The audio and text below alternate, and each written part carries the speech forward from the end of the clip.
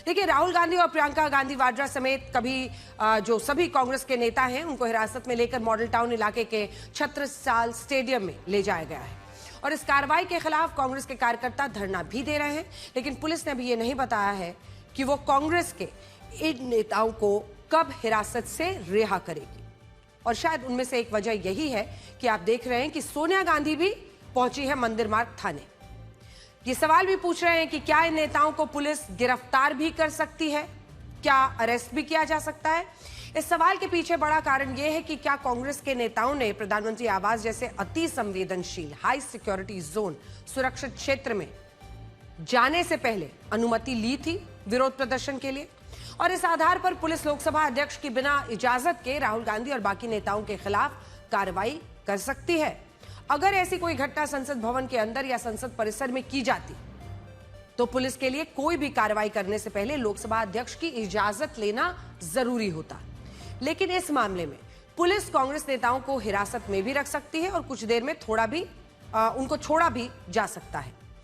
इस धरने को खत्म कराने के बाद राहुल गांधी ने पुलिस की हिरासत में रहते हुए सोशल मीडिया पर यह लिखा है कि छात्रों के इंसाफ की ये लड़ाई अब रोके नहीं रुकेगी। हालांकि सरकार की तरफ से ऐसी खबरें आ रही हैं कि उसने कांग्रेस के विरोध प्रदर्शन पर चिंता जताई है। सूत्रों के मुताबिक सरकार का ऐसा मानना है कि कांग्रेस ने प्रधानमंत्री आवास के बाहर प्रदर्शन करके एक गलत और एक खतरनाक परंपरा की शुरुआत की है। और सरकार यह भी मान रही है कि आज कांग्रेस ने जो किया वो बांग्लादेश और नेपाल जैसे पड़ोसी देशों में होता था। हालांकि सरकार ने ऐसा औपचारिक रूप से नहीं कहा है, बल्कि सूत्रों के हवाले से ऐसी खबरें आगे की गई हैं कि सरकार कांग्रेस के इस धरने को सुरक्षा के लिहाज से चिंताजनक मान रही है। इसके पीछे एक कारण यह भी है कि कांग्रेस ने प्रधानमंत्री आवास के जिस गेट के बाहर यह धरना दिया, उसी गेट से प्रधानमंत्री मोदी का काफिला गुजरता है। और आखिरी बार ये जो तस्वीर हम आपको दिखा रहे हैं, ये जो है इस गेट पर जहां ये विरोध प्रदर्शन हुआ है, इस गेट पर आखिरी बार प्रदर्शन हुआ था दिसंबर 1999 में, जब विरोध प्रदर्शन हुआ था इंडियन एयरलाइंस की फ्लाइट IC 814 हाईजैक होने पर। बंधकों को छुड़ाने के लिए उनके परिवारों ने तब प्रधानमंत्री आवास के इस गेट के बाहर यह प्रदर्शन किया था। यह साल 1999 का प्रदर्शन है और उसके बाद से आज तक इस गेट पर कभी प्रदर्शन नहीं हुआ। उस प्रदर्शन के बाद इस गेट की सुरक्षा हमेशा के लिए बढ़ा दी गई थी। लेकिन आज राहुल गांधी समेत कांग्रेस के तमाम बड़े नेता इसी गेट पर पहुंचे। अब तस्वीरें आज की दिखा दीजिए, आप एक बार ये तस्वीरें देखिए।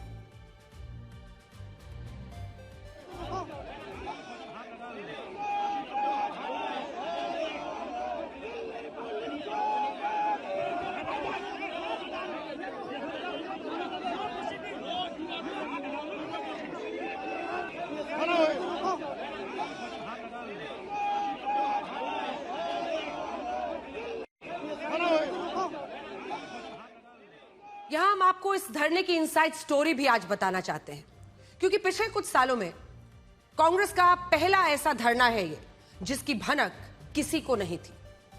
तो आखिर कांग्रेस ने ये कैसे आयोजित किया? दोपहर 12:45 राहुल गांधी और प्रियंका गांधी वाड्रा दिल्ली के राम मनोहर लोहिया हॉस्पिटल पहुंचे, जहां उन्होंने घायल हुए जो प्रदर्शनकारी थे उनसे मुलाकात की। तब कोई ये नहीं जानता था कि कांग्रेस के नेता प्रधानमंत्री आवास के बाहर धरने पर बैठने वाले हैं। दावा है कि उस वक्त राहुल गांधी और कांग्रेस के शीर्ष नेताओं ने इस रणनीति को पूरी तरह गोपनीय रखा, एक सीक्रेट रखा। अस्पताल से राहुल गांधी और प्रियंका गांधी वाड्रा सीधे पहुंचे पार्टी अध्यक्ष मल्लिकार्जुन खड़गे के सरकारी आवास पर, जो प्रधानमंत्री आवास के बहुत नजदीक है। उस वक्त सबको यही जानकारी थी कि मल्लिकार्जुन खड़गे के घर पर एक बड़ी बैठक होने वाली है, जिसमें संसद में सरकार को घेरने के लिए एक रणनीति बन सकती है। और इसी बैठक के लिए कई शीर्ष नेता राहुल गांधी के बाद मल्लिकार्जुन खड़गे के सरकारी आवास पर पहुंचे। इससे पहले कि हम आगे की कहानी आपको सुनाएं, एक बार फिर से सोनिया गांधी की ये तस्वीरें आपको दिखा रहे हैं। मंदिर मार्ग थाने से अब वो निकलती हुई दिखाई दे रही हैं, क्योंकि ऐसा प्रतीत हो रहा है कि जो कांग्रेस पार्टी के नेता इस वक्त भी अलग अलग थानों में रखे गए हैं हिरासत में, उनको अभी छोड़ा नहीं गया है। और इसी वजह से सोनिया गांधी वहां पर पहुंची है और उनका काफिला वहां से निकल रहा है। तो चलिए वापस आज की इनसाइड स्टोरी पर जाते हैं। राहुल गांधी, प्रियंका वाड्रा गांधी RML पहुंचते हैं। आरएमएल में वो घायल लोग जो प्रदर्शनकारी हैं उनसे मिलते हैं। उसके बाद वो सीधा पहुंचते हैं मल्लिकार्जुन खड़गे के घर। दोपहर 12 बजे के बाद से वहां अलग अलग नेताओं की गाड़ियों के पहुंचने का सिलसिला जारी था। और बड़ी बात यह है कि आज मल्लिकार्जुन खड़गे का जन्मदिन भी है, जिसके कारण ये सारी घटनाएं सामान्य लग रही थी कि भाई आज उनका बर्थडे है तो पार्टी के लोग, तमाम बड़े नेता सब पहुंच रहे हैं उनको बधाई देने। लेकिन हकीकत में कांग्रेस के सभी शीर्ष नेता मल्लिकार्जुन खड़गे के आवास पर इकट्ठा होकर धरने की रणनीति बनाने वाले थे। इसके लिए सबसे पहले कांग्रेस की छात्र इकाई एनएसयूआई को एक्टिवेट किया गया। छात्र नेताओं और कार्यकर्ताओं से यह कहा गया कि वो जल्द से जल्द धरना स्थल पर पहुंचना शुरू करें। और यहां इस बात का भी ध्यान रखा गया कि सारे नेता, सारे कार्यकर्ता एक साथ ना पहुंचे, जिससे पुलिस उनके धरने को शुरू होने से पहले ही रोक न दे। जब एनएसयूआई और कांग्रेस के कुछ नेता और कार्यकर्ता प्रधानमंत्री आवास के पास पहुंच गए, तब राहुल गांधी और प्रियंका गांधी वाड्रा और उनके साथ साथ कुछ नेताओं ने पैदल मार्च करते हुए इस धरना स्थल पर पहुंचना शुरू किया। पुलिस उन्हें रोक नहीं पाई। ऐसा इसलिए भी हुआ क्योंकि मल्लिकार्जुन खड़गे के सरकारी आवास से प्रधानमंत्री आवास के इस गेट की दूरी सिर्फ 300 मीटर है और यहां पैदल पहुंचने में 7 से 10 मिनट ही लगते हैं। जब राहुल गांधी पार्टी के बाकी नेताओं के साथ पैदल मार्च करते हुए बाहर निकले, तब भी किसी ने नहीं सोचा था कि वो प्रधानमंत्री आवास के बाहर धरने पर बैठने जा रहे हैं, लेकिन ऐसा हुआ। और इसमें भी बड़ी बात यह है कि कांग्रेस के ज्यादातर नेता एक साथ इकट्ठा होकर सड़कों पर नहीं उतरे। कई नेता राहुल गांधी के धरने पर बैठने के बाद वहां अपनी गाड़ियों से पहुंचने लगे। और जानते हैं धरने के लिए कांग्रेस ने प्रधानमंत्री आवास के इसी गेट को क्यों चुना? ये जो रेसकोर्स रोड है, उस रोड की तरफ से जो नॉर्मल जिस तरफ से एंट्री है, वो एंट्री नहीं है, ये दूसरा गेट है। वही गेट जिसे प्रधानमंत्री का काफिला निकलता है और जाता है। इस गेट का एक्सेस सिर्फ पीएम सिक्योरिटी के जो लोग हैं उनको है और पीएम के कैवलकेड को। तो इसी गेट को क्यों चुना गया? पहला कारण तो यही है कि इस गेट से मल्लिकार्जुन खड़गे का सरकारी आवास सिर्फ 300 मीटर की दूरी पर है। लेकिन दूसरा कारण यह है कि इस गेट का एक्सेस सिर्फ प्रधानमंत्री मोदी के काफिले को दिया जाता है। प्रधानमंत्री मोदी जब भी कहीं जाते हैं, वापस अपने सरकारी आवास में लौटते हैं, तो उनका काफिला इसी गेट से गुजरता है। और यही कारण है कि जब राहुल गांधी इस गेट के पास धरने पर बैठे, तो गृह सचिव ने खुद राहुल गांधी से यह आग्रह किया कि वो इस जगह धरना ना दे, क्योंकि यह जगह धरने के लिए अनुकूल नहीं है। हालांकि राहुल गांधी इसके लिए तैयार नहीं हुए और उन्होंने ये कहा कि वो अपना धरना यहीं जारी रखेंगे और सरकार को उनकी मांगे माननी होंगी। फिर हुई गहमागहमी और इस गहमागहमी के बीच केंद्रीय मंत्री डॉक्टर जितेंद्र सिंह खुद कांग्रेस के शीर्ष नेताओं से बात करने आए और उनके साथ थे होम सेक्रेटरी गोविंद मोहन। तो ये उस वक्त की तस्वीरें हैं। उनका दावा है कि राहुल गांधी ने खुद उनसे यह कहा, यह डॉक्टर जितेंद्र सिंह का दावा है कि राहुल गांधी ने उनसे यह कहा कि अगर सरकार पेपर लीक के मुद्दे पर संसद में चर्चा कराने के लिए तैयार है तो वो अपना धरना खत्म कर देंगे। अब राहुल गांधी की इस मांग को सुनने के बाद केंद्रीय मंत्री जितेंद्र सिंह केंद्रीय गृह मंत्री अमित शाह से मिलने पहुंचे कि भाई उनका ये मांग है कि आप यहां पर तैयार हो जाइए बातचीत के लिए और संसद में इस पर बहस के लिए, पेपर लीक का मुद्दा हो। और अमित शाह से चर्चा करने के बाद उन्होंने एक बार फिर राहुल गांधी से बात की। अब जितेंद्र सिंह का यह दावा है कि राहुल गांधी को यह उन्होंने बताया कि सरकार नीट पेपर लीक के मुद्दे पर संसद में चर्चा कराने के लिए तैयार है। लेकिन आरोप है कि जब सरकार ने राहुल गांधी की इस मांग को मान लिया, तब भी वो अपना धरना खत्म करने के लिए तैयार नहीं हुए। ये दावा बाकायदा लिखित में एक्स पर और फिर एक वीडियो के जरिए डॉक्टर जितेंद्र सिंह ने किया।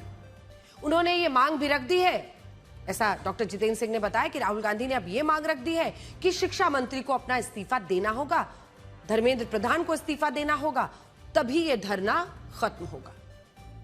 अब इसके बाद स्थिति और तनावपूर्ण हो गई और पुलिस वाले राहुल गांधी कांग्रेस के तमाम नेताओं से धरना खत्म करने की अपील करते हुए नजर आए। ये अधिकारी लगातार उनसे बातचीत कर रहे थे और ये कहने की कोशिश कर रहे थे कि ये अनुकूल जगह नहीं है धरने के लिए, उनको वहां से हटना चाहिए। और जब कांग्रेस के नेताओं ने ऐसा नहीं किया तो उन्हें पुलिस ने हिरासत में लेकर वहां से हटा दिया। आप इन तस्वीरों में देख सकते हैं कि जब पुलिस कांग्रेस के नेताओं को प्रधानमंत्री आवास के गेट से हटा रही थी, तब राहुल गांधी विरोध करते हुए नीचे लेट गए और उन्होंने अपने हाथों को जिप टाई यानी प्लास्टिक की केबल से बांधा हुआ था और इसी के कारण वहां काफी हंगामा हुआ। पुलिस ने राहुल गांधी समेत कांग्रेस के सभी नेताओं को हिरासत में ले लिया। क्या क्या वहां पर हुआ, पहले ये वीडियो देखिए।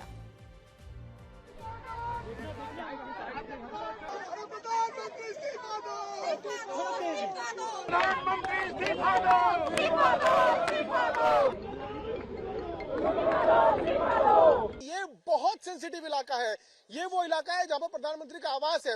ये वो इलाका है जहाँ पर कई बड़े बड़े देशों की एम्बेसीज हैं, यहाँ पर दूतावास हैं। राहुल गांधी के साथ साथ कई कार्यकर्ता यहाँ पर पहुंचे हैं और आप तस्वीर देखिए कैसे इस पूरे इलाके को घेर लिया गया है। जो प्रधानमंत्री आवास का जो मेन एंट्री गेट है वहां पर राहुल गांधी के साथ साथ कई कांग्रेस के नेता पहुंच गए हैं। बिना परमिशन के यहाँ पर आए हैं। सरकार से बात करने की कोई कोशिश नहीं की गई।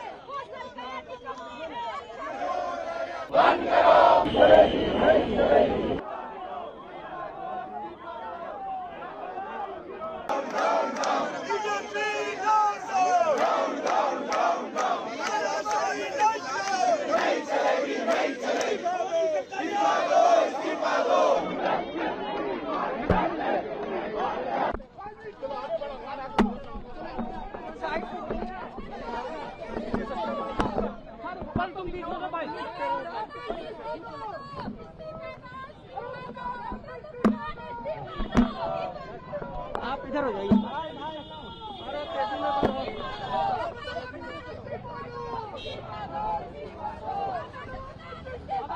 यहाँ पे जो तस्वीर 7 RCR यानी कि लोक कल्याण मार्ग में घट रही है, पीछे हमारे देखिए अखिलेश यादव और राहुल गांधी को कुछ इस तरीके से बस में भर के ले जाया जा रहा है। अखिलेश यादव हाथ देने की कोशिश कर रहे हैं, उनको भी डिटेन कर लिया गया है। मुकुल वासनिक वहाँ पे नजर आ रहे हैं और तमाम जो नेता हैं वो यहाँ पे नारेबाजी लगाते हुए इस बस पे आगे जाते हुए। आइए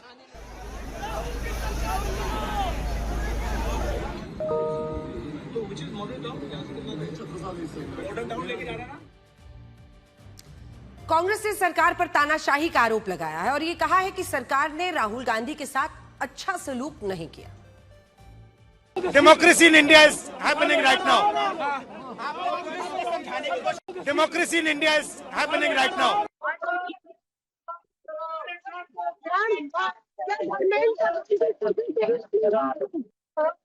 जब मोदी डरता है पुलिस जो सच्चाई है वो सुने कि इस देश में युवाओं का भविष्य छोड़ दिया है। इन्होंने हिम्मत है तो आगे आए, बात करें, सुलझाएं इनकी समस्या, इन पर कमेंट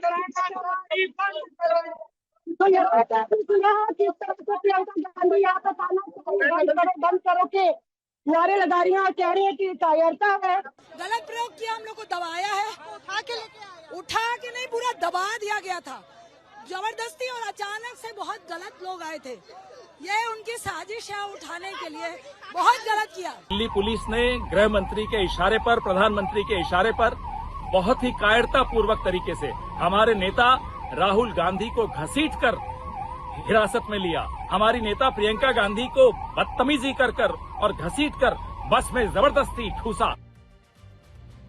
तो कांग्रेस पार्टी के तमाम नेताओं के आरोप आपने देखे। यहाँ ये भी देखना होगा कि अरविंद केजरीवाल की आम आदमी पार्टी कांग्रेस के धरने को एक फिक्सिंग बता रही है। आज जब शाम को कांग्रेस का ये धरना शुरू हुआ और फिर ये तस्वीरें आनी शुरू हुई, खबर ने जोर पकड़ी, उस वक्त आम आदमी पार्टी के लगभग सभी नेताओं ने सोशल मीडिया पर यह लिखा कि बीजेपी और कांग्रेस की एक दूसरे से मिली भगत है और बीजेपी ने जंतर मंतर पर चल रहे कॉकरोच जनता पार्टी के विरोध प्रदर्शन को कमजोर करने के लिए राहुल गांधी को प्रधानमंत्री आवास के बाहर धरने पर बिठाया है। हालांकि आम आदमी पार्टी की तरफ से ऐसे आरोप लगे तो कांग्रेस ने भी उसे बीजेपी की बी टीम बताते हुए कह दिया कि बीजेपी के नेता आम आदमी पार्टी की तरफ से झूठे आरोप लगवा रहे हैं। लेकिन इन सब में समझने वाली बात यह है कि जंतर मंतर पर कॉकरोच जनता पार्टी का जो आंदोलन चल रहा है उसमें आम आदमी पार्टी के नेता तो दिखाई देते हैं, तस्वीरें दिखा दीजिए, लेकिन कांग्रेस के नेता अब तक उस विरोध प्रदर्शन में नहीं नजर आए। अरविंद केजरीवाल आपको दिख रहे हैं मंच पर, संजय सिंह दिख रहे हैं और कांग्रेस पार्टी के जो अन्य नेता हैं वो आज आपको दिख रहे हैं। तो ये दो तस्वीरें, हालांकि अगर आप देखिए तो बीते दिन वहां पर शरद पवार और ऐसे तमाम जो विपक्ष के नेता हैं, जिसमें डिंपल यादव को आपने देखा, वो लगातार विरोध प्रदर्शन में रहे। लेकिन आज कांग्रेस पार्टी के नेता विरोध प्रदर्शन के लिए निकले। तो अलग अलग विरोध प्रदर्शन करती हैं ये पार्टियां, तो आम आदमी पार्टी के नेता उसका विरोध आज करते हैं और ये कहते हैं कि कांग्रेस कॉकरोच जनता पार्टी के विरोध प्रदर्शन को कमजोर करना चाहती है, वो बीजेपी के साथ मिली भगत है उसकी। इससे ये सवाल भी उठते हैं कि क्या विपक्ष में नीट के मुद्दे को लेकर आपस में ही फूट है क्रेडिट लेने की, और जब मुद्दा एक है तो धरने में ये अलग अलग वाली बात कैसे आ रही है और एक दूसरे पर हमले क्यों किए जा रहे हैं। राहुल गांधी ने यह धरना तब दिया है जब शरद पवार, अरविंद केजरीवाल, उद्धव ठाकरे की पार्टी के सांसद आज ही जंतर मंतर पर चल रहे आंदोलन में शामिल होने पहुंचे। यानी एक ही मुद्दे को लेकर अलग अलग पार्टियां अलग अलग आंदोलन के साथ दिखना चाहती हैं, जिसे विपक्ष की राजनीति को लेकर आज चर्चा हो रही है।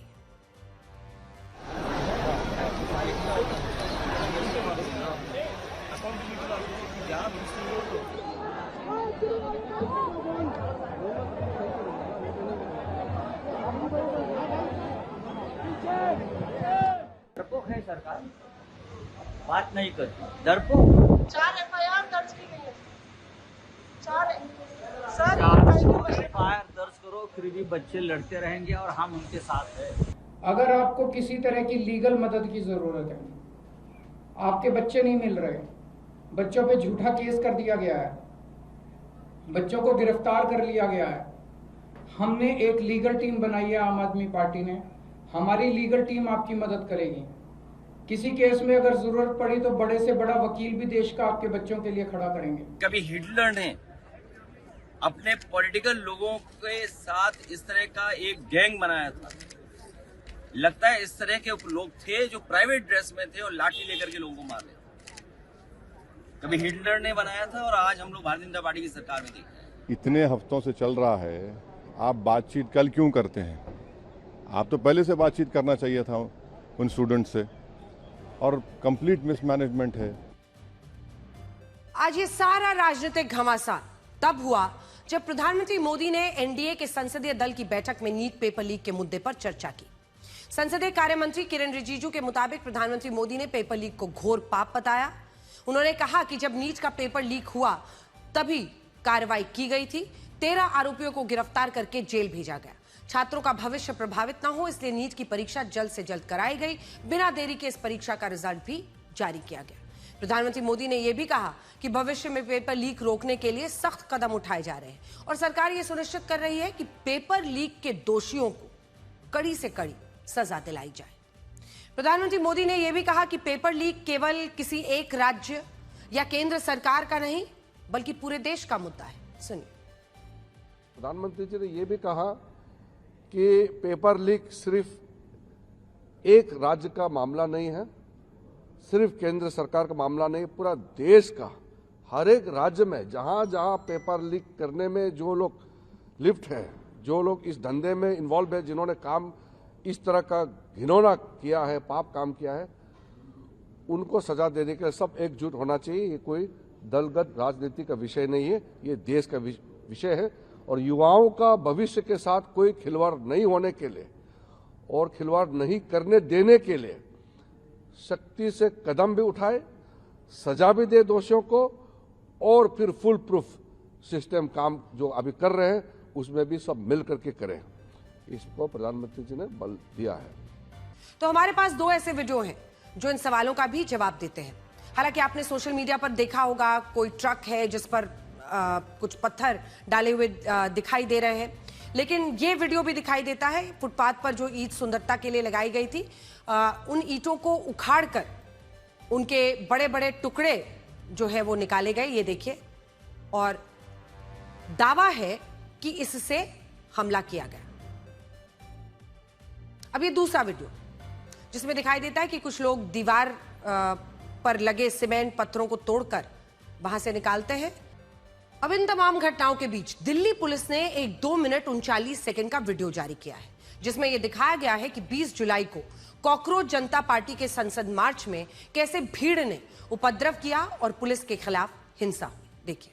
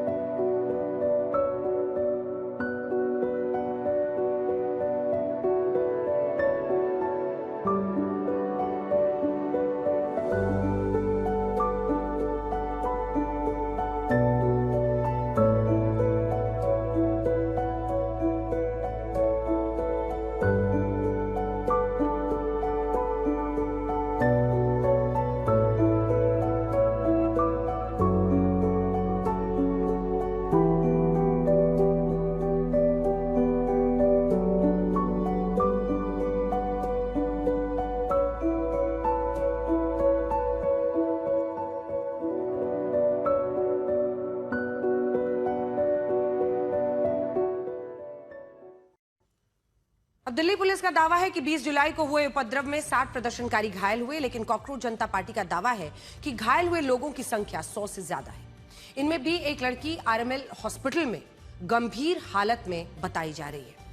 कॉकरोच जनता पार्टी का दावा है कि यह लड़की 21 साल की है, दिल्ली के उत्तम नगर इलाके से इस विरोध प्रदर्शन में शामिल होने आई थी, लेकिन पुलिस की कार्रवाई में वो गंभीर रूप से घायल हुई और इसके बाद उसे वेंटिलेटर सपोर्ट पर रखना पड़ा है। हालांकि आरएमएल हॉस्पिटल ने अब से कुछ देर पहले यह बताया है कि इस लड़की की हालत में कुछ सुधार आया है और अब भी इसे वेंटिलेटर सपोर्ट पर ही रखा गया है और लगातार उसकी निगरानी हो रही है। यहां बीबीसी की रिपोर्ट में यह दावा किया गया है कि इस लड़की को जो चोटें आई वो तब आई जब भीड़ उस पर गिर गई और ये बात इस लड़की के भाई ने भी कही है। यहां बड़ी बात यह है कि उस हिंसा और उपद्रव को लेकर कॉकरोच जनता पार्टी और दिल्ली पुलिस के दावे बिल्कुल अलग है। ये भी बात एक सच्चाई है कि इधर घायल पुलिसकर्मियों की तस्वीर है तो उधर घायल प्रदर्शनकारियों की खबर है। कॉकरोच जनता पार्टी के प्रवक्ता आशुतोष रांका का आरोप है कि दिल्ली पुलिस ने शांतिपूर्ण ढंग से मार्च निकाल रहे प्रदर्शनकारियों पर लाठीचार्ज किया। यह भी आरोप है कि पुलिस द्वारा कई प्रदर्शनकारियों को पीटा गया। तस्वीरें आपके सामने हैं, सड़क पर घसीटा गया। इस हमले में कई प्रदर्शनकारियों को गंभीर चोटें आई। कॉकरोच जनता पार्टी यह भी आरोप लगा रही है कि इस विरोध प्रदर्शन में सोनम वांगचुक की पत्नी के भी बाल खींचे गए, जबकि दिल्ली पुलिस इन आरोपों को सिरे से खारिज कर रही है, बेबुनियाद और गलत बता रही है। कॉकरोच जनता पार्टी का यह भी आरोप है कि अगर पुलिस प्रदर्शनकारियों पर लाठीचार्ज नहीं करती, उनके साथ मारपीट नहीं होती, तो ये प्रदर्शन ऐसा कभी भी नहीं होता। यह भी आरोप है कि सरकार ने प्रदर्शनकारियों को गुमराह किया। उन्होंने बातचीत के लिए 5 घंटे इंतजार कराया, लेकिन इनकी मांगे नहीं मानी गई। यह भी आरोप है कि जब दिल्ली पुलिस ने प्रदर्शनकारियों पर लाठीचार्ज किया, तब उनमें कई पुलिसकर्मी सादी वर्दी में आए थे। ये सारे आरोप कॉकरोच जनता पार्टी के हैं, प्रदर्शनकारियों के हैं, जिनके बारे में हमने आपको अभी बताया है। अब आपको यह बताते हैं कि दिल्ली पुलिस क्या दावा कर रही है। पहला दावा यह है कि ना तो संसद मार्च की अनुमति मांगी गई थी, ना ही पुलिस की तरफ से अनुमति दी गई। दूसरा, पुलिस ने पूरे क्षेत्र में धारा 163 लगाई थी, जिसके तहत 5 या उससे ज्यादा लोगों के एक जगह इकट्ठा होने पर रोक थी। पुलिस का आरोप है कि प्रदर्शनकारियों ने इस कानून का पालन नहीं किया और जब उन्हें इसके बारे में बताया गया तो वो तब भी अपने मार्च को वापस लेने के लिए तैयार नहीं हुए। दिल्ली पुलिस यह भी आरोप लगा रही है कि पहले लाठीचार्ज नहीं हुआ था, बल्कि पहले उस पर पथराव हुआ। कई दुकानों पर हमले की कोशिश हुई, जिसके बाद उसने भीड़ को नियंत्रित करने के लिए कड़े कदम उठाए। पुलिस ने शब्दशः कहा कि जिस भीड़ ने उस पर हमला किया वो शायद किसी उद्देश्य से आई थी। हालांकि हम फिर से स्पष्ट करना चाहते हैं कि ये आरोप पुलिस के हैं, जिन्हें प्रदर्शनकारी पूरी तरह गलत बता रहे हैं। देखिए।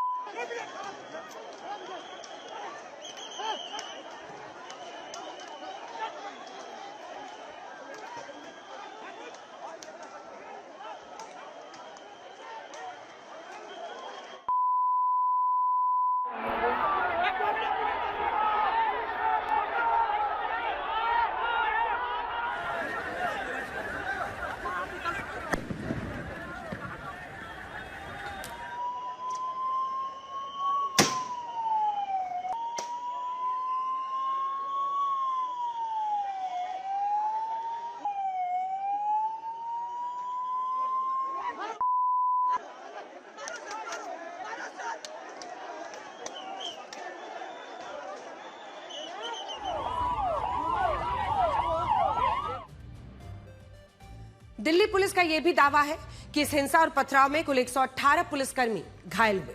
इनमें joint commissioner, additional commissioner, DCP, additional DCP और एसीपी स्तर के कई अधिकारी भी शामिल हैं। इनमें कुछ पुलिसकर्मियों को पथराव के दौरान चोटें आई, जबकि कुछ पुलिसकर्मियों के साथ मारपीट और हिंसा की गई।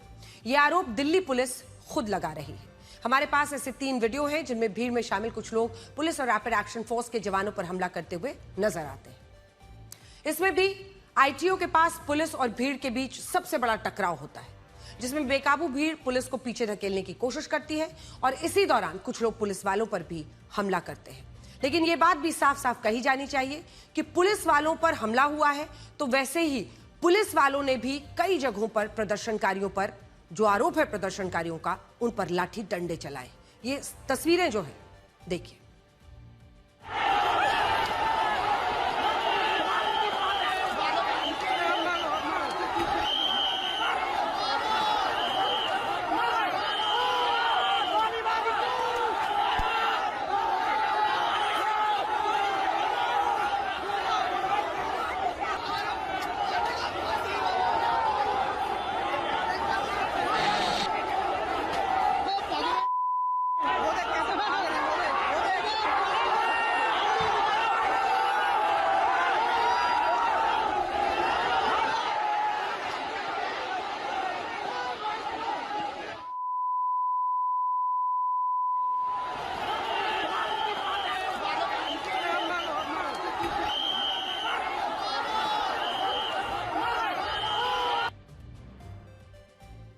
अब तक इन आरोपों की पुष्टि नहीं हुई है कि प्रदर्शनकारियों की भीड़ में शामिल जिन लोगों ने पुलिस पर हमला किया वो लोग कौन थे।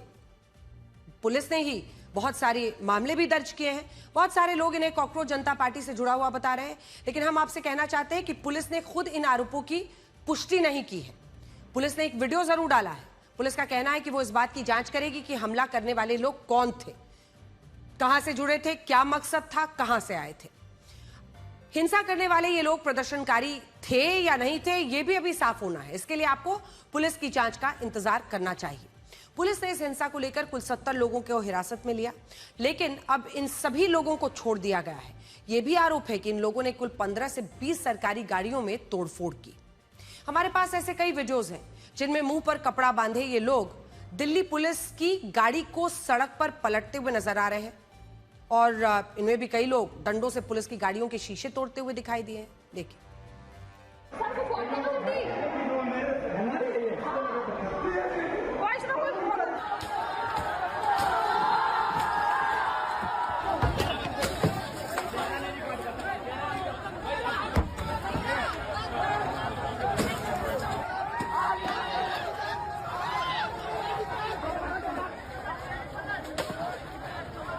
गाड़ी को देखिए, कुचला जा रहा है, तोड़ा जा रहा है, गाड़ी को कुचल दिया गया है। पुलिस की गाड़ी को यहां पर इस वीडियो को भी देखिए जो कनॉट प्लेस के आउटर सर्कल का है। पुलिस का आरोप है कि कुछ उपद्रवियों ने यहां पहले एक गाड़ी को अपना निशाना बनाया और उसके बाद इस गाड़ी के ऊपर खड़े होकर हूटिंग की। वहां से गुजरने वाले लोगों को भी उन्होंने टारगेट किया। हालांकि ये लोग जंतर मंतर से ही आए थे या कॉकरोच जनता पार्टी के समर्थक थे, अभी पुष्टि नहीं है। हम बार बार आपसे ये कह रहे हैं कि ये लोग आखिर कौन थे, इसको लेकर एक प्रश्न चिन्ह बना हुआ है।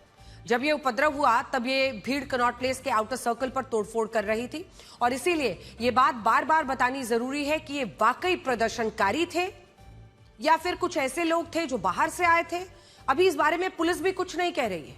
देखिए, दिल्ली पुलिस कमिश्नर अनुराग कुमार ने इस हिंसक प्रदर्शन में घायल हुए पुलिसकर्मियों से मुलाकात की और ये कहा कि वर्दी पर लगी हर चोट कर्तव्य के प्रति समर्पण की गवाही देता है। लेकिन जो सवाल सबसे ज्यादा पूछा जा रहा है वो ये है कि आखिर इस प्रदर्शन में शामिल जिन लोगों ने पुलिस पर हमला किया उनके पास पत्थर आए कहां से। तो आपने सुना, नितिन नवीन भारतीय जनता पार्टी की तरफ से राहुल गांधी पर आरोप लगाते हुए तस्वीरें हम दिखा सकते हैं, क्योंकि आज जब राहुल गांधी वहां पर पहुंचे तो वो अति संवेदनशील हाई सिक्योरिटी जोन में पहुंचे थे। प्रधानमंत्री आवास का वो गेट जो कि सिर्फ प्रधानमंत्री के कैवलकेड के लिए वहां पर रास्ता है, किसी और को वहां पर एक्सेस नहीं है। रेस कोर्स रोड दूसरा साइड है जिससे अक्सर वहां तो ट्रैफिक भी जाता है, वहां से आवाजाही होती है। लेकिन जिस गेट के बाहर ये प्रदर्शन हुआ है उस गेट पर सिर्फ प्रधानमंत्री के कैवलकेड को और पीएम सिक्योरिटी में जो लोग उनके साथ रहते हैं उनको एक्सेस रहता है। और ऐसे में इस अति संवेदनशील सुरक्षित इलाके में आज विपक्ष के इस आंदोलन और विरोध प्रदर्शन को लेकर बीजेपी की तरफ से आप ये आरोप देख रहे थे। देखिए, एक बार फिर से जो बीते दिन का विरोध प्रदर्शन है उस पर पहुंचते हैं और आपको बताते हैं कि कैसे अलग अलग तरीके से आपने देखा कि कुछ नेता वहां पर दिखे कॉकरोच पार्टी के, कुछ नहीं दिखे। अभिजीत जो दीपके हैं उन्होंने अपने प्रदर्शनकारियों से माफी भी मांगी। ये कहा कि सरकार ने उनका काफी समय बर्बाद किया और रणनीति के तहत उन्हें उलझाए रखा। देखिए, हुआ ये कि दोनों ही सौरभ दास और रांका दोनों पहुंचे हुए थे बात करने के लिए जेपी नड्डा केंद्रीय स्वास्थ्य मंत्री से। अब ऐसे में जब वो बच्चे, वो छात्र जो आंदोलन कर रहे थे सड़क पर, वो तो सड़क पर रहे, लेकिन ये नेता उतनी देर नदारत रहे। तो आज जमकर इन सभी को घेरा जा रहा था कि भाई आप लोग कहां थे जब इस तरह से पुलिस लाठियां बरसा रही थी, तो नेता कहां थे। तो उसी पर ये लोग सफाई दे रहे हैं और कह रहे हैं कि एक रणनीति के तहत सरकार ने उनको फंसा कर रखा। उन्होंने कहा कि अब वो ऐसा नहीं होने देंगे, सरकार को उनसे बात करनी है तो सरकार को अब खुद जंतर मंतर पर आना होगा। सुनिए। ऑर्डर किसने दिए थे? क्या पीएम और अमित शाह के ऑर्डर के बिना लाठीचार्ज करा है दिल्ली पुलिस ने? ये पीएम के ऑर्डर पर हुआ है या अमित शाह के ऑर्डर पर हुआ है? पीएम को बोले ये फालतू भाषण ना दे। अगर आपको सही में छात्रों की चिंता है तो आए जंतर मंतर पर, मिलिए इन छात्रों से जिनके ऊपर लाठीचार्ज हुआ है। इस घोर पाप का घोर पापी कौन है? धर्मेंद्र प्रधान है। जब उसका इस्तीफा हम लोग मांग रहे थे तो नरेंद्र मोदी ने लाठियां बरसाई, टीयर गैस बरसाया स्टूडेंट्स पर। तो ये भाषण से नहीं चलेगा। प्रधानमंत्री को धर्मेंद्र प्रधान को हटाना पड़ेगा। कॉकरोच जनता पार्टी ने आज विजेता दहिया को पार्टी के प्रवक्ता पद से हटा दिया है। कारण यह बताया गया है कि जब पार्टी के समर्थक पुलिस की कार्रवाई के बावजूद संसद तक पहुंचने की कोशिश कर रहे थे, तब विजेता दहिया को कुछ लोगों ने मेट्रो में जाते हुए देखा। उनसे ये पूछा कि जब प्रदर्शनकारी लाठी खा रहे हैं तब पार्टी प्रवक्ता होते हुए वो मेट्रो में क्या कर रहे हैं। देखिए, गलत बात है। आप मुझे बताइए, सिंपल, आप क्यों नहीं गए? मैं जंतर मंतर पे भी आज क्यों नहीं गया? आप यहाँ क्यों घूम रहे हैं? मुझे ये तो बताइए। वहाँ सब लाठी खा रहे हैं और आप यहाँ घूम रहे हो हैं? ये कौन सा सपोर्ट कर रहे हो? ये कौन सा सपोर्ट कर रहे हो आप? हैं? बाबा को गाली दे रहे हो? हैं? किस लिए? क्या आप यहाँ कर क्या रहे हो? आप मुझे कितना बताइए। हाँ। नहीं, मैं भी नहीं, आप गाली दे रहे हो और आप यहाँ क्या कर रहे हो? आप अच्छा।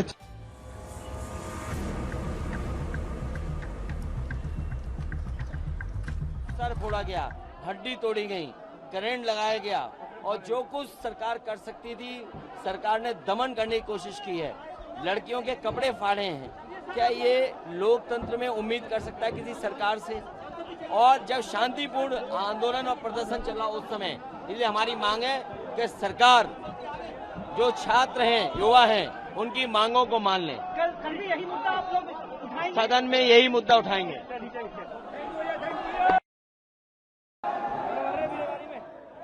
तो अखिलेश यादव को आप सुन रहे थे। अखिलेश यादव बस में इस वक्त मौजूद दिखाई दे रहे हैं। मुझे लगता है कुछ देर पहले की तस्वीरें हैं, क्योंकि इन सबको ले जाया गया है और उनका ये कहना था कि छात्रों की जो भी मांगे हैं उसको सरकार माने और वो इस मुद्दे को कल फिर से संसद में उठाने वाले हैं। आज पंजाब हरियाणा के किसानों ने भी केंद्र सरकार के लिए मुसीबत खड़ी कर दी है। भारत और अमेरिका के बीच प्रस्तावित कृषि व्यापार समझौते के विरोध में किसान संगठनों ने दिल्ली के किसान घाट पर महापंचायत आयोजित करने का ऐलान किया था, लेकिन दिल्ली मार्च कर रहे किसानों का आंदोलन फिलहाल टल गया है। तो ये उसी की तस्वीरें आप देख रहे हैं। पटियाला के शंभू बॉर्डर पर डटे हजारों किसान और प्रशासन के बीच बातचीत के बाद सहमति बन गई। टकराव से बचते हुए किसान नेता सरवन सिंह पंढेर और हरियाणा के कृषि मंत्री श्याम सिंह राणा के बीच बातचीत हुई और दो मुख्य मांगों पर सहमति बनी। पहली, गुरनाम सिंह चढ़ूनी समेत हिरासत में लिए गए नेताओं की रिहाई की जाए और दूसरी, 8 से 10 दिनों के भीतर केंद्रीय कृषि मंत्री शिवराज सिंह चौहान से उनकी मुलाकात कराई जाएगी। बात करेंगे अगली खबर की, जिसने दुनिया की टेंशन बढ़ा दी है और इतनी सारी खबरें देश के अंदर की हैं, लेकिन बावजूद इसके इस खबर की अहमियत को समझते हुए आपको बताना जरूरी है, क्योंकि स्ट्रेट ऑफ हॉर्मूज के लिए अमेरिकी और ईरान, जो अमेरिका है और ईरान है, वो एक दूसरे पर इस वक्त टूट पड़े हैं। खबर है कि दुनिया के सबसे व्यस्त समुद्री व्यापार मार्ग में से एक बाबा अल बंदेब की नाकेबंदी की जा रही है। यमन के हूती आतंकियों ने सऊदी अरब की नाकेबंदी का ऐलान किया है और इस ऐलान का मतलब है कि वो बाब अल मंदेब को बंद करेंगे। ये काम वैसे ही होगा जैसे ईरान ने स्ट्रेट ऑफ हॉर्मूज के साथ किया था। ये तेल के मद्देनजर अगर आप देखिए, सारा व्यापार के मद्देनजर, तो दूसरा सबसे इंपॉर्टेंट रूट है। इसका बंद होना यानी एक बार फिर से हम सब के जीवन पर असर पड़ सकता है। बाब अल मंदेब स्ट्रेट वैसे ही है जैसे स्ट्रेट ऑफ हॉर्मूज है। स्ट्रेट ऑफ हॉर्मूज ईरान और ओमान के बीच है जो आप देख रहे हैं, और उससे करीब 2500 किलोमीटर दूर बाब अल मंदेब स्ट्रेट है जो यमन और जिबूती के बीच है। अगर आप मैप पर देख रहे हैं तो बाब अल मंदेब करीब 30 से 32 किलोमीटर चौड़ा स्ट्रेट है जो अदन की खाड़ी और लाल सागर को जोड़ता है। इसका बंद होना, बाब अल मंदेब एक महत्वपूर्ण समुद्री मार्ग है जो एशिया और यूरोप को जोड़ता है, और खास तौर पर इसकी अहमियत बढ़ी है जब स्ट्रेट ऑफ हॉर्मूज बंद है। यूरोप जाने वाले जहाज हिंद महासागर से अदन की खाड़ी फिर बाब अल मंदेब से गुजरते हुए लाल सागर में पहुंचते हैं, फिर यहां से सुएज नहर से होते हुए भूमध्य सागर में पहुंचते हैं और यूरोप के देशों की ओर चले जाते हैं। यमन के हूती आतंकियों ने सऊदी अरब की नाकेबंदी करने के लिए बाब अल मंदेब को बंद करने का ऐलान किया है। हूती आतंकियों ने यह ऐलान ईरान पर अमेरिकी हमलों और यमन के बंदरगाहों और हवाई अड्डों पर पिछले दिनों हुए हमलों की वजह से किया है। कुछ दिन पहले सऊदी अरब के अबहा से यमन के हवाई अड्डों पर बमबारी की गई और इसीलिए अब हूती आतंकियों ने सऊदी अरब से जुड़े जहाजों की नाकेबंदी शुरू कर दी है। दुनिया के कुल व्यापार का जानते हैं करीब 12% बाब अल मंदेब से होता है, यानी करीब 97 लाख करोड़ रुपए का व्यापार यहीं से होता है। यही नहीं, दुनिया के 12% कच्चे तेल का व्यापार और 8% LNG व्यापार भी इसी रास्ते से होता है।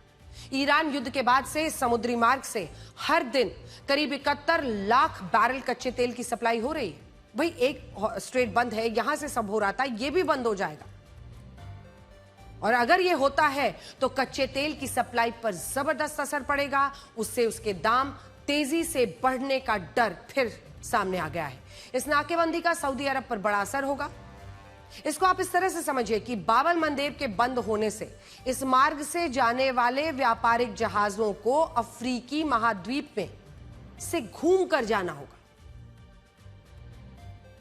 जहाजों को हिंद महासागर से अफ्रीकी महाद्वीप पार करते हुए फिर महासागर से होते हुए जाना होगा और फिर वहां से यूरोप और अन्य देशों में। अब इसीलिए कीमतें फिर से बढ़ने का आसार लग रहा है। सऊदी अरब के लिए तो ये और भी मुश्किल स्थिति होगी, क्योंकि सऊदी अरब तक जाने वाले जहाजों को अटलांटिक महासागर से फिर भूमध्य सागर जाना होगा, जहां से वो सुएज नहर से होते हुए लाल सागर में पहुंचेंगे, तब जाकर वो सऊदी अरब जा पाएंगे। मतलब ये है कि बाब अल मंदेब के बाद के बंद होने से समुद्री व्यापार खर्चीला भी हो जाएगा, ज्यादा समय भी लगेगा, यानी कीमतें बढ़नी तय है। बाब अल मंदेब के बाद बंद होने से सऊदी अरब का समुद्री व्यापार लगभग पूरी तरह के ब्लॉक होने की स्थिति में आ जाएगा, क्योंकि उसके एक छोर पर लाल सागर है और दूसरे छोर पर फारस की खाड़ी है। दोनों ही छोर पर जंग की वजह से नाकेबंदी है। इस साल अप्रैल से लेकर अब तक सऊदी अरब ने यानबू बंदरगाह से 45 लाख बैरल प्रतिदिन कच्चे तेल की सप्लाई की है, जिसमें उसका 70% कच्चा तेल बाब अल मंदेब से एशियाई देशों को सप्लाई किया गया है। ईरान युद्ध की वजह से स्ट्रेट ऑफ हॉर्मूज बंद है। सऊदी अरब को पहले ही बहुत नुकसान हो रहा है, इसी वजह से उसने अपना एक वैकल्पिक मार्ग अपनाया था जो लाल सागर की तरफ था।